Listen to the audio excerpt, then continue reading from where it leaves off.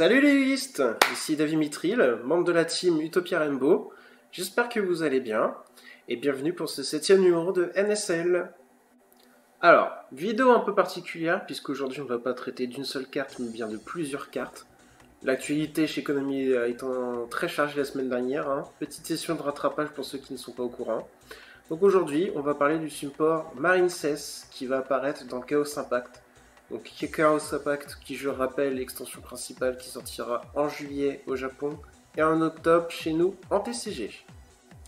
On commence tout de suite avec Marine 16 Mandarine, qui petit extender de level 1, qui lorsqu'on contrôle 2 monstres Marine 16 ou plus, on peut l'invoquer spécialement depuis la main ou le cimetière dans une zone pointée par une flèche Link haut. Par contre, lorsqu'elle quitte le terrain, elle est bannie. On ne peut utiliser cet effet qu'une seule fois par tour. On continue avec Marine 16 Crown Tail, qui possède 2 effets. Le premier, durant la damage step, lorsque 2 monstres s'affrontent, durant le calcul des dommages, on peut discard un monstre Marine 16 depuis sa main pour invoquer spécialement depuis sa main Marine 16 Crown Tail. Et si on fait ça, on réduit en divisant par 2 les dommages que l'on aurait dû recevoir.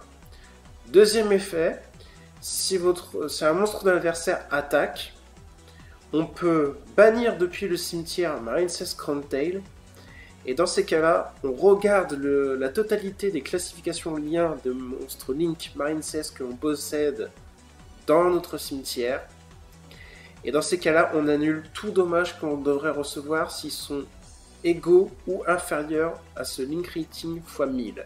Par exemple, vous avez un monstre Link 3 Marine 16 dans le cimetière, 3 x 1000 ça fait 3000, c'est-à-dire qu'on ne prend pas de dégâts sur 3000 ou moins. On passe à Marine 16 Blue Tang, qui a elle aussi 2 effets.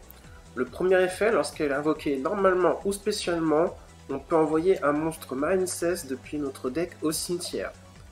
Deuxième effet, si Marine 16 Blue Tang a été utilisé comme matériel de lien, on peut regarder les 3 premières cartes de notre deck et y ajouter à notre main une carte Marine 16. Donc pour résumer, c'est une carte qui fait à la fois sacrifice inutile et pot de dualité.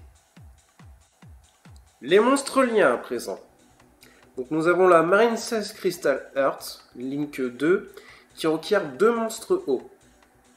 Elle est non affectée par les effets de monstres de l'adversaire lorsqu'elle est située dans la zone extra. Et lorsque cette carte ou un monstre Link Marine 16 qui est pointé par Crystal Heart est attaqué par mon adversaire, on peut défausser un monstre Marine 16 depuis sa main, et du coup, le monstre qui a été attaqué n'est pas détruit par ce combat, et on ne prend aucun dommage de combat. Marine 16 Wonder Heart. C'est un monstre de Link 4 qui requiert un minimum 2 monstres hauts, et elle a plusieurs effets. Le premier, durant chaque battle, on peut invoquer spécialement un monstre Link Marine 16 qui était équipé à Wonder Heart, et dans ces cas-là, Wonder Heart n'est pas détruit par le combat et on ne reçoit aucun dommage de combat.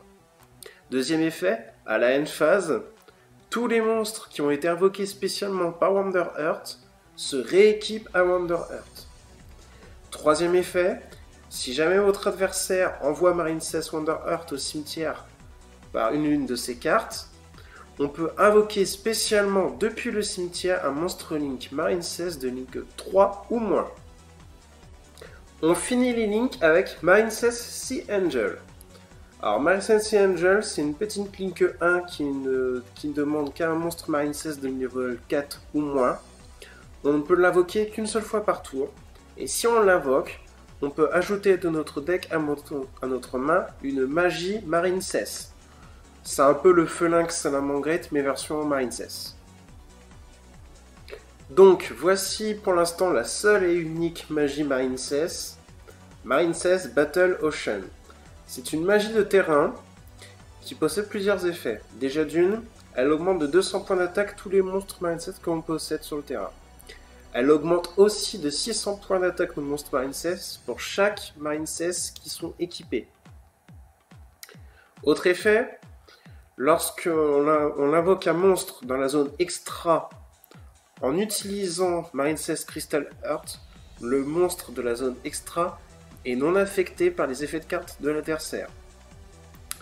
Troisième effet, lorsqu'on invoque en zone extra un monstre Link Marine 16, on peut lui équiper jusqu'à 3 monstres Link Marine 16 de noms différents. On passe au piège avec Marine 16 Snow. C'est une petite carte piège normale qui, lorsque l'une de vos Link Marine 16 est détruite, que ce soit au combat ou par effet, on peut, en activant Marine 16 Snow, invoquer spécialement depuis notre extra deck un monstre Link Marine 16 qui a une classification lien inférieure au monstre qui a été détruit. Et dans ces cas-là, le monstre que l'on invoque spécialement devient non affecté par les effets de cartes de l'adversaire. On ne peut utiliser Marine 16 Snow qu'une seule fois par tour. Enfin, on termine avec Marine 16 Cascade. C'est une carte piège qui on peut bannir autant de monstres Link Marine 16 que l'on veut.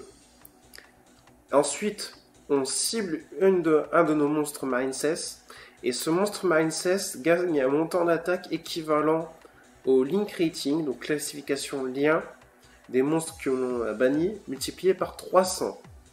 Les monstres que l'on a bannis reviennent à notre prochaine stand-by phase. Et Marine 16 Cascade peut s'activer depuis notre main, directement depuis notre main, si jamais on possédait un monstre Link Marine 16 de Link 3 ou plus. Donc pour l'exemple, vous bannissez un monstre Link 1 et un monstre Link 2, ça fait une totalité de classification de lien de 3. 3 x 300, 900, ça fait gagner 900 points d'attaque supplémentaires au monstre que l'on avait target. Alors, maintenant que toutes les cartes de Chaos Impact pour le support Marine 16 ont été annoncées, que penser de ce support? Alors, on savait déjà que Marine 16 était un deck qui recycle beaucoup, qui en une seule carte est capable de faire une Link 3, donc qui recycle beaucoup ses ressources, qui économise les ressources. On sait aussi que c'est un deck Cybers, donc qui a accès au combo Transcode et Update Jamer pour les OTK, qui a accès à Silent Meaning pour les tutos, qui a accès à l'ID Debug pour les tutos. Donc c'est quand même un deck qui a du potentiel. Là, avec le support Chaos Impact, on va avoir un extender supplémentaire, on va avoir une carte qui permet de faire Foolish plus pot de dualité. Donc on a quand même quelques options très intéressantes. Après, j'aimais quand même quelques bémols. Parce que pour l'instant, je ne vois pas particulièrement de conditions de victoire propres à Marine 16. À part vraiment l'OTK Transcode Dayjamer, je ne vois pas vraiment de conditions de victoire. C'était un deck très défensif, trop défensif même peut-être, qui va vraiment s'axer sur le fait d'invoquer Crystal Heart, pour ensuite la réutiliser afin que le monstre soit non affecté par les effets de cartes de l'adversaire. Ça ne se base que sur un seul monstre, celui qui est placé dans la zone extra. Tous ceux qui sont autour finalement deviennent sensibles. Le deck est aussi finalement extrêmement dépendant à sa carte magie de terrain Battle Ocean, parce que c'est Battle Ocean qui fait tout. C'est Battle Ocean qui permet de rendre le monstre dans zone extra insensible s'il est utilisé par Crystal Heart, et c'est Battle Ocean qui permet d'équiper tous les monstres Marine 16 sur un seul et même monstre Marine 16. Et donc, grosso modo, de profiter de Wonder Heart, la Link 4, qui va spé les monstres Marine 16 qui sont équipés. Donc en fait, elle a cette fragilité, elle a cette dépendance à sa magie de terrain qui me déplaît un peu. Donc un deck qui a du potentiel, mais qui je pense sera facilement contrable, et qui, pour l'instant en tout cas, de ce que l'on sait de Chaos Impact, ne sera pas tout de suite méta. Peut-être dans l'avenir, on aura d'autres options. Pareil, on n'a aucun moyen pour le moment de tuto efficacement des pièges Marine 16, pièges qui peuvent servir de end trap. Rappelons-le, à partir du moment où on a des Link 3 ou plus, certaines des pièges Marine 16 deviennent des end trap. Pour le moment, on n'a aucun moyen de les tuto efficacement. On s'en remet un peu à la pioche et à la chance. Donc voilà, c'est un deck qui est à surveiller. Ça reste un deck de l'animé, et généralement les decks d'animé sont à surveiller de près. Ça a du potentiel. Est-ce que ce sera méta après Chaos Impact? J'ai mes des doutes. Je pense que ce sera plus Challenger que véritablement top méta. Voilà, la vidéo est à présent terminée. J'espère que cela vous a plu. Moi personnellement, je vous avoue que c'était un gros challenge pour condenser toutes ces infos dans une seule et même vidéo.